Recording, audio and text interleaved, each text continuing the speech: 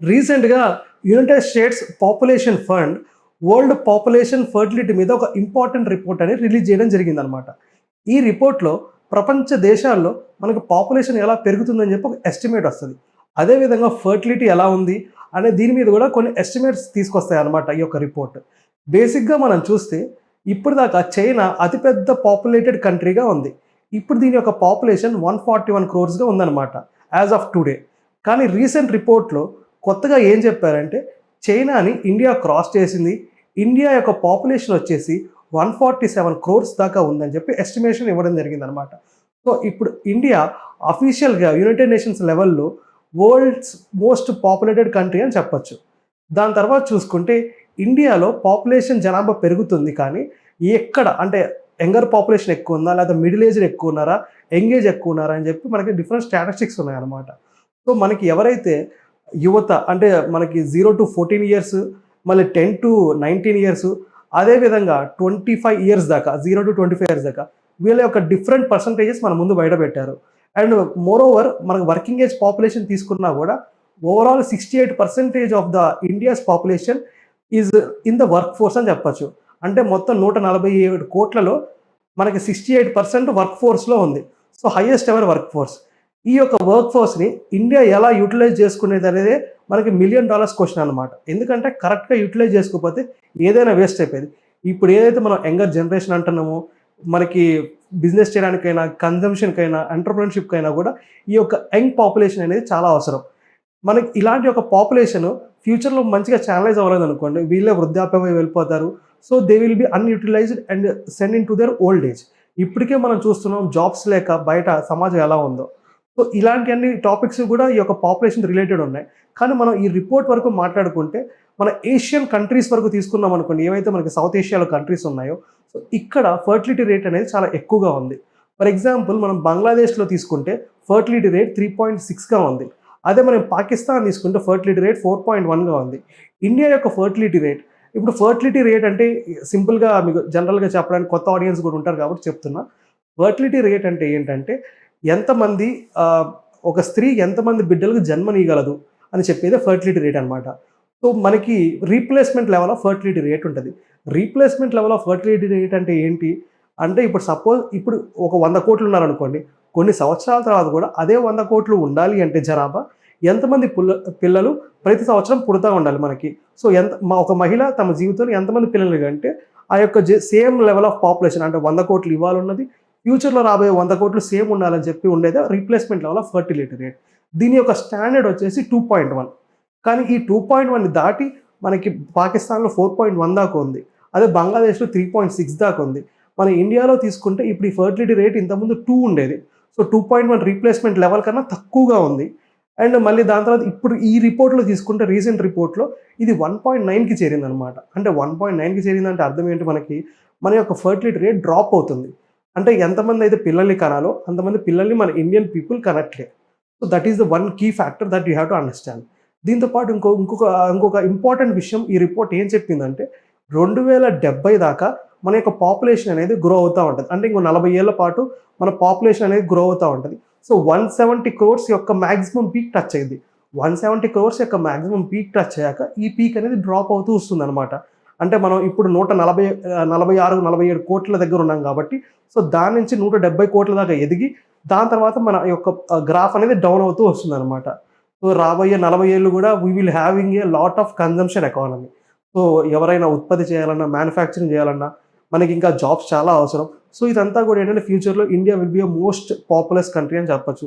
So, ఎవరైతే ఇప్పుడు Gen Z అంటున్నారో లేకపోతే 25 ఆర్ లేట్ 20స్‌లో ఉన్నారో, 30స్‌లో ఉన్నారో so, they will be seeing same number of crowd for their next 40 years. అది ఇప్పుడు ఇండియన్ స్టాటిస్టిక్స్. ఇంకొక విషయం ఈ రిపోర్ట్ ఏం చెప్తుందంటే మీరు మేజర్‌గా భయపడాల్సింది ఓవర్ పాపులేషన్ వల్ల కాదు. మనకి ఏదైతే రీప్రొడక్షన్ మీద ఎడ్యుకేషన్ ఉంటదో ఆ బేసిక్ ఎడ్యుకేషన్ కూడా ఇండియాలో ఇంకా ఇంతవరకు కూడా ప్రాపర్‌గా అవేర్‌నెస్ లేదని చెప్తుంది. For example how to use contraceptives or మనకి రీప్రొడక్టివ్ హెల్త్ గురించైనా, ఫీమేల్ రిలేటెడ్ ఎనీమియా ఇష్యూస్ గురించైనా, లేదంటే మనకి ఎలా చిల్డ్రన్‌ని బ్రాటప్ చేయాలి. సో, ఇలాంటి వేరే చాలా ఇతర రీప్రొడక్టివ్ హెల్త్ గురించి మాట్లాడే విషయాలు ఈ రిపోర్ట్‌లో చెప్పడం జరిగాయనమాట. ఇంకొక ఇంపార్టెంట్ విషయం ఏం చెప్పిందంటే ఎవరైతే మనకి ఓల్డ్ ఏజ్ చేరబోతున్నారో ఇంతకుముందు అది 67 ఇయర్స్‌గా ఉండేది. సో ఇప్పుడైతే పెరగబోతుంది. సో 64 ఇయర్స్, 65 ఇయర్స్, 67 ఇయర్స్ అలా మనకి ఏజ్ ఉండేది. కానీ ఇప్పుడు అది పెరిగి మెన్‌కొచ్చేసేమో అది 72 ఇయర్స్ దాకా ఉంది. అదే ఫిమేల్‌కొచ్చేసేమో అది 76 ఇయర్స్ దాకా పెరుగుతుందనమాట. So there will be rise in the old age population also. మీరు కరెక్ట్‌గా చూస్తే మనకు ఓల్డ్ ఏజ్‌లో అంటే జనరల్‌గా ఇప్పుడు చనిపోతే కదా పాపులేషన్ తగ్గిపోయేది. సో ఓల్డ్ ఏజ్ మనకి ఎక్స్టెండ్ అవుతా ఉంది. అదేవిధంగా మనకి యంగర్ జనరేషన్ కూడా రాబోతా ఉంది. So there will be a lots of pressure on the agricultural field. ఎందుకంటే వీళ్ళందరికీ కూడా ఇప్పుడు ఫుడ్ దొరకాలి. అందరికీ కూడా హౌసింగ్ కావాలి. అందరికీ కూడా జాబ్స్ కావాలి. అందరికీ కూడా ఎడ్యుకేషన్ కావాలి. అందరికీ కూడా ఇంకా హెల్త్ కేర్ కావాలి. సో ఇవన్నీ కూడా ఏంటంటే these are lot of efforts that we are going to put on our mother land. So దీనివల్ల చాలా వరకు స్ట్రెస్ వస్తుందన్నమాట అగ్రికల్చర్ మీద. So this is all about the report. అయితే ఇంకొక విషయం ఏంటంటే ఈ రిపోర్ట్ మనం బేసిక్‌గా ఎలా తయారు చేస్తాం? సో ప్రతి ఒక్క మనిషిని హెడ్ కౌంట్ చేయం. ఇప్పుడు సపోజ్ హైదరాబాద్ ఎంత జనాభా ఉన్నారు? నాగ్‌పూర్‌లో ఎంతున్నారు? మనకి ఉత్తర ఉత్తర అంటే నార్త్ ఆఫ్ ఇండియాలో ఎంతమంది ఉన్నారని కౌంట్ చేయరు. ఇక్కడ శాంప్లింగ్ సైజ్ ఇస్తారు. శాంప్లింగ్ సైజ్ ఇస్తారు. లేదంటే మనకి క్లస్టర్ లెవెల్ ఆఫ్ కౌంటింగ్ ఉంటది. సో ప్యాకెట్స్ కౌంటింగ్ చేస్తారు. లేదా స్టాటిస్టికల్ అప్రోచ్ ఉంటది. సో వీళ్ళకి కొన్ని మోడల్స్ ఉన్నాయన్నమాట. Statistical models. ఈ మోడల్స్ ద్వారా మన యొక్క ఇండియన్ పాపులేషన్ ఎంత పెరిగిందని చెప్తారనమాట. సో ఎగ్జాక్ట్‌గా టోటల్ ఇది ఎగ్జాక్ట్ ఫిగర్ కాదు. మనం అర్థం చేసుకోవాల్సింది ఏంటంటే ఇది ఓన్లీ ఒక శాంపిల్ సైజ్ అనమాట. దాంతో పాటు మీరు ఇంకో చూడాల్సిన విషయం ఏంటంటే ఇప్పుడు ప్రతి ఒక్క మనిషిని కౌంట్ చేస్తే మరి ఏ యొక్క మనకి డేటా లేదా అంటే అదే మనకి సెన్సెస్. మనకి 2011లో లాస్ట్ సెన్సస్ జరిగింది. అయితే నెక్స్ట్ సెన్సస్ వచ్చి మళ్ళీ 10 ఏళ్ల తర్వాత 2021లో జరగాల్సింది. కానీ అప్పుడు కోవిడ్ కారణంగా ఇప్పుడు ఆగిపోయిందనమాట. సో ఇప్పుడు 2027లో మళ్ళీ ఆ సెన్సస్‌ని కంప్లీట్ చేయాలని చూస్తుంది సెంట్రల్ గవర్నమెంట్. సో ఈ సెన్సస్ కౌంట్ అయితే దీంట్లో ప్రతి ఒక్క మనిషి యొక్క హెడ్ కౌంటు, వాళ్ళ యొక్క education, caste, religion, everything what not everything will be counted.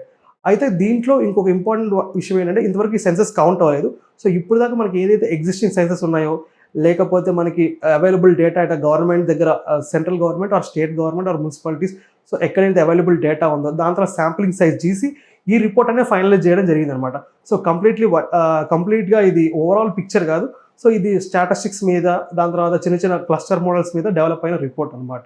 ఇంకోటి ఏంటంటే ఎట్లా మనం ఈ టాపిక్స్ డిస్కస్ చేస్తున్నాం కాబట్టి ఇంకొక one more extended topic I want to tell you about is national family health survey. మీకు కరెక్ట్‌గా గుర్తున్న నేషనల్ ఫ్యామిలీ హెల్త్ సర్వే, మన యొక్క సెన్సెస్ ఈ 2 కూడా కొంచెం చిన్నపాటి డిఫరెన్స్ ఉంటది. ఇవేంటంటే సెన్సెస్ అనేవి ఏంటంటే ఎవ్రీ 10 ఇయర్స్ క్యారీ ఫార్వర్డ్ చేస్తాం. మనకి ఈ యొక్క నేషనల్ ఫ్యామిలీ హెల్త్ సర్వే అనేది ఏంటంటే ప్రతి 4, 5 ఇయర్స్ ఒకసారి జరుగుతా ఉంటది. ఇదేమో మనకి ministry of health, women development వీళ్ళు చూసుకుంటారనమాట. కాకపోతే మనకి ఇది సెన్సెస్ ఉంటది కదా!